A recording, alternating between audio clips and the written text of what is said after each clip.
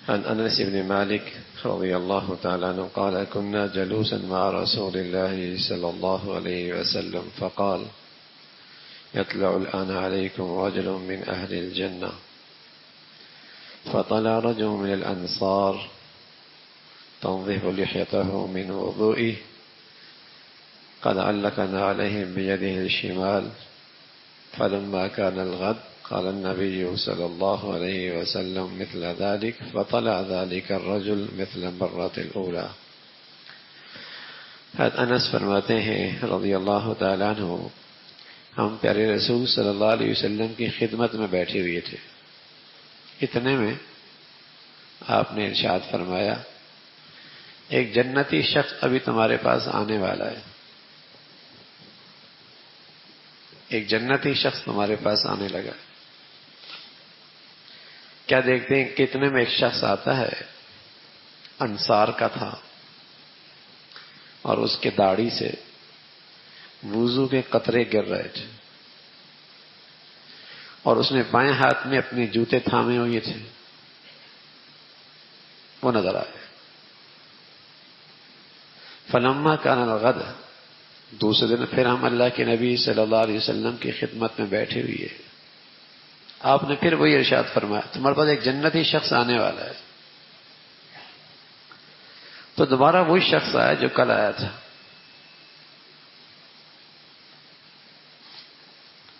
اللہ کے نبی صلی اللہ علیہ وسلم نے تیسرے دن بھی پھر ہماری مجلس میں یہی بات ارشاد فرمائی، فطلع ذلک الرجل،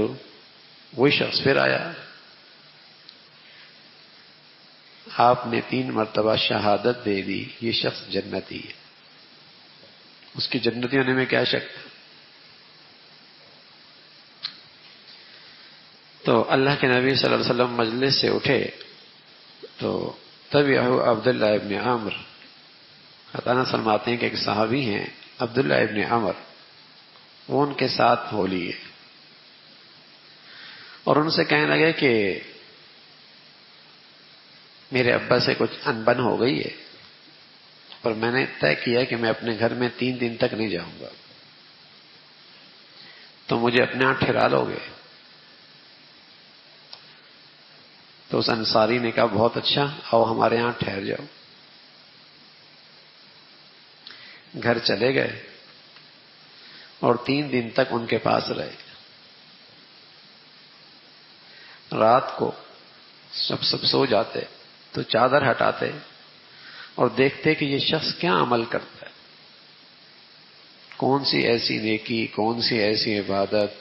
کون سی ایسی مناجات۔ 3 دن گزرے، لیکن ان شخص کا حال یہ تھا کہ رات مزے کی نیند لیتے، البتہ جب کروٹ لیتے تو اس کی کروٹ میں اس کی زبان پر اللہ کے الفاظ جاری ہوتے، غفلت میں نہیں سوئے ہوئے تھے۔ صبح ہوتی، 3 دن ایسے گزرے۔ میں اس شخص کے پاس گیا اور میں نے کہا کہ میرے ابا سے ناراضی بھی کوئی نہیں، میں نے اپنے ابا کو چھوڑا بھی کوئی نہیں، لیکن میں نے تیرے نصیب پہ میں رشک کر رہا تھا، تیری قسمت پہ مجھے بڑا رشک آ رہا تھا کہ میں نے آپ کے بارے میں رسول اللہ صلی اللہ علیہ وسلم سے سنا کہ آپ جنتی ہیں، تو میری چاہت ہوئی کہ میں دیکھوں کہ تو کون سا ایسا عمل کرتا ہے کہ تاکہ وہ عمل میری زندگی میں بھی آئے اور یہ دولت مجھے بھی نصیب ہو۔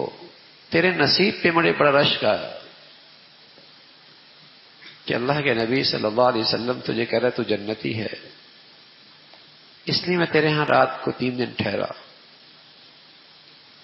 لیکن سچ بتاؤں، میں نے آپ کی زندگی میں ان 3 دنوں میں کوئی خاص عمل نہیں دیکھا۔ عبداللہ ابن عمر کہنے لگے میں اپنے دل میں اس کے اعمال کو بہت معمولی لے رہا تھا۔ تو وہ شخص کہنے لگا ما ہوا الا ما رأیت، ارے بھائی جو آپ نے دیکھا ہے ہم تو وہی ہیں، اس سے زیادہ تو کچھ نہیں۔ میں اس کے گھر سے نکلا، پیچھے سے اس انصاری نے مجھے بلایا، دعانی، بلایا مجھے کہ بھائی سچ یہ ہے کہ جو میں عمل کر رہا تھا وہ تو نے دیکھ لیا، اور اس سے زیادہ میرے میں کچھ نہیں ہے۔ ہاں ایک بات ہے، لا اجد فی نفسی لأحد من المسلمین غشا ولا احسد احدا علی غیر اعطاہ اللہ ایاہ۔ ایک بات ہے یار، میں رات کو جب بستر پہ جاتا ہوں نا، اپنے دل کو جھانکتا ہوں، اس میں کسی کے لیے، میرے دل میں کسی کے لیے ظلم کا جذبہ تو نہیں ہے، کسی کے لیے کھوٹ تو نہیں ہے، کسی کو اللہ نے دے رکھا ہے، مجھے اس پہ حسد تو نہیں ہے، میرے دل میں کینہ تو نہیں ہے۔ میں اپنے دل کو صاف کر کے رات کو روزانہ یہ جائزہ لے کر سوتا ہوں۔ تو وہ صحابی عبداللہ ابن عمر فرمانے لگے ھذا لا نطیق بہ، یہی تو وہ عمل ہے جس کی ہم طاقت نہیں رکھتے،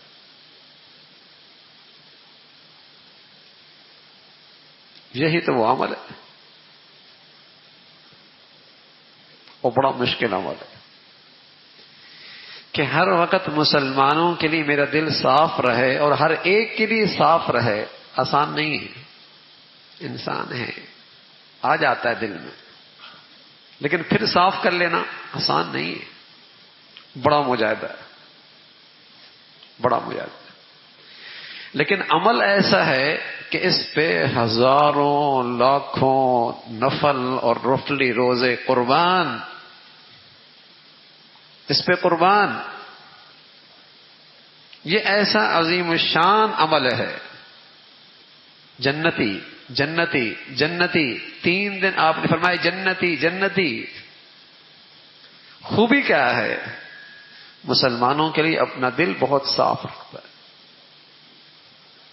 ہم جس زندگی سے گزر رہے ہیں نا دنیا پرستی میں،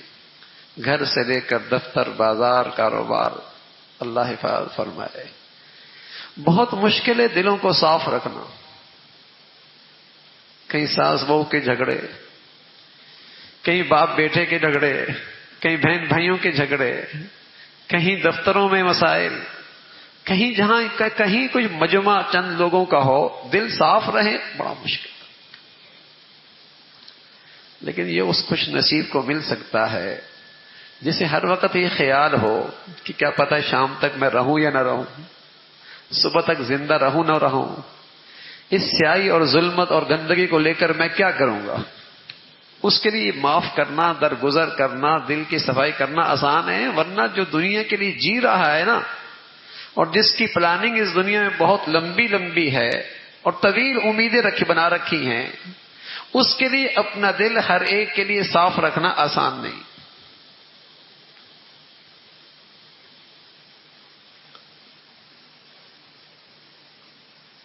رمضان ہو نا، اور رمضان میں آخری عشرہ ہو، اور آخری عشرے میں شب قدر ہو، شب قدر کسی مسلمان کو جاگتے مل جائے، مصلی پہ مل جائے، لیکن اس کا لقمہ حلال نہ ہو، اور اس نے قطع تعلق کر رکھا ہو، اور اس نے اپنے دلوں میں مسلمانوں کے لیے کینہ بغض بھر رکھا ہو، اس کی دعائیں اوپر نہیں جاتی۔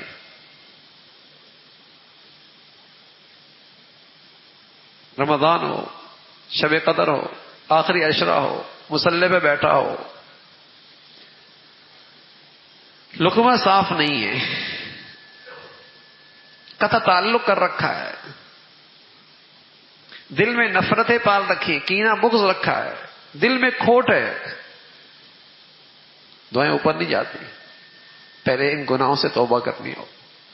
دل صاف کرنا ہو، اللہ کے لیے سب سے جوڑ رکھنا ہوگا،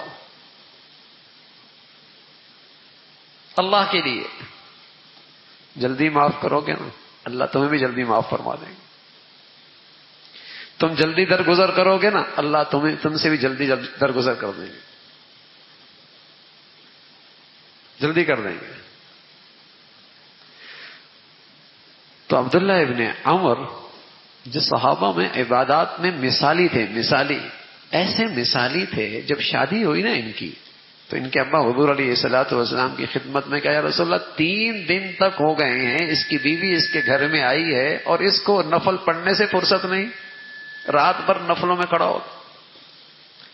حضور علیہ الصلوۃ والسلام نے صحابی کو بلایا عبداللہ ابن عمر کو، بھائی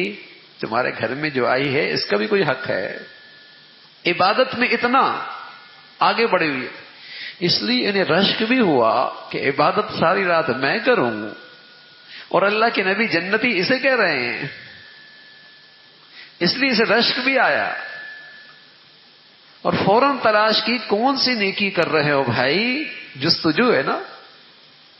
جستجو ہے، نیکی کی جستجو ہے، جنت کی جستجو ہے، آخرتی کامیابی کی جستجو ہے، کہ کون سی ایسی عبادت ہے بھائی کہ اللہ کے نبی صلی اللہ علیہ وسلم، اس صحابی کا نام جو انصاری تھے ان کا نام تھا حضرت سعد، حضرت سعد تھے، کہ آپ کو جنت کی بشارت مل رہی ہے، اور آپ علیہ الصلوۃ والسلام کے صحابی نے جس عمل کا تذکرہ فرمایا، حسد نہیں، کینہ نہیں، ظلم کا جذبہ نہیں، انتقام نہیں، عبداللہ ابن عمر فرمانے لگے، آپ علیہ الصلوۃ والسلام سے عرض کی یا رسول اللہ ای الناس افضل، لوگوں میں فضیلت کس کی زیادہ ہے، فضیلت والا شخص کون ہے؟ آپ نے فرمایا کل مخموم القلب صدوق اللسان۔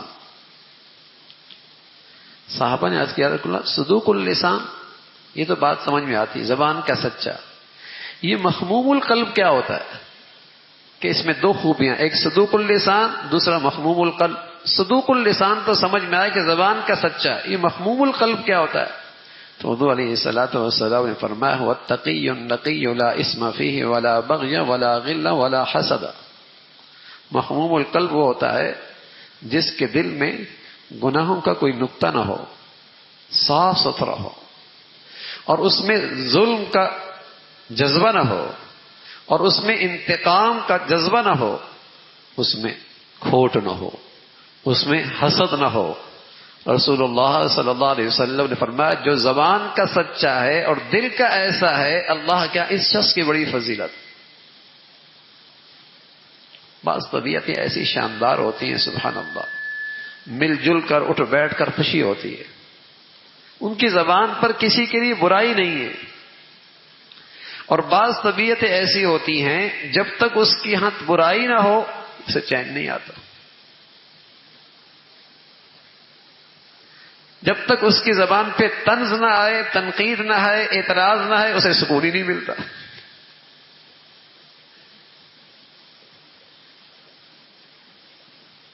صاف دل اور پاکیزہ اور سچی زبان، تو میرے عزیزو ان مبارک راتوں میں اور ان چند گھڑیوں میں جہاں اللہ نے ہمیں اور بہت ساری عبادات کی توفیق اور سعادت بخشی ہے، ہم اپنے دل کا بھی جائزہ لیتے رہیں، یہاں دل کا بھی جائزہ لیتے رہیں،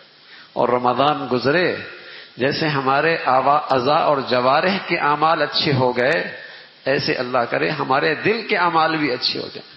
دین کا تعلق تو جسم سے بھی ہے، باطن سے بھی ہے، ظاہر سے بھی ہے، باطن سے بھی ہے، ظاہری انسان سے بھی ہے، اندر کے انسان سے بھی ہے، ظاہری انسان سے بھی ہے، اندر کے انسان۔ جیسے ظاہری اعمال فرض ہوتے ہیں ایسے اندر کے بھی فرائض ہیں، اور ان کے فرائض میں یہ چیز بھی داخل ہے کہ میرا دل صاف ہو، یہ صاف۔ تو رمضان گزرے اور یہ آخری گھڑیاں گزر رہی ہیں، تو جہاں اللہ نے ہمیں ظاہری اعمال کی توفیق نصیب فرما دی، تراویحیں ہیں، تلاوت ہے، نماز ہے، تہجد ہے، دعائیں ہیں، اللہ بہت قبول فرمائے، بہت مبارک فرمائے۔ تو اسی طرح ان گھڑیوں کے اندر ہم اللہ کے لیے سب کو معاف بھی کر دیں، درگزر بھی کر دیں، سب سے اپنا دل بھی صاف کر دیں۔ ربنا لا تجعلنا فی قلوبنا غلا للذین آمنوا، اے اللہ ایمان والے کے لیے میرے دل میں کھوٹ نہ رہے، ایمان والے کے لیے میرے دل میں حسد نہ رہے، کینہ نہ رہے، اس سے اللہ پناہ نصیب فرما۔ اور میرے عزیزو جو رزق ہے نا وہ تو مقسوم ہے، موت نہیں آتی جب تک کہ اجل نہ آئے، اور موت نہیں آتی جب تک کہ اس کی روٹی اور رزق پورا نہ ہو جائے، یہ تو طے ہے بھائی۔ اور پھر ہم معاش اور روٹی کی خاطر کسی کے لیے کھوٹ رکھیں کہ یہ آگے کیوں بڑھ گیا، اس کو یوں کیوں مل گیا، اور حسد کرتے پھریں، جو میرا مقسوم ہے ساری دنیا بھی اکٹھی ہو جائے ایک لقمہ نہیں کم کر سکتی، ایک لقمہ نہیں کم کر سکتی۔ فرمایا ایک آدمی اپنی روزی سے بھاگے اور ہوا کے دوش پہ سفر کرے، اپنی روزی سے بھاگ رہا ہے، اللہ اس کو اس کا رزق پہنچاتا ہے، اور روزی اس کی سفر کرتی ہے بجلی پہ سفر کرتی، چھوڑتے نہیں ہے اسے، پہنچتا ہے اس کا رزق، اور مرتا نہیں ہے جب تک کہ اس کی روزی پوری نہ ہو، جب تک کہ اس کا رزق پورا نہ ہو نہیں جائے گا دنیا سے۔ تو جو میرا مقدر ہے، جو اللہ نے میرے لیے لکھا ہے، وہ تو جانا کہیں نہیں۔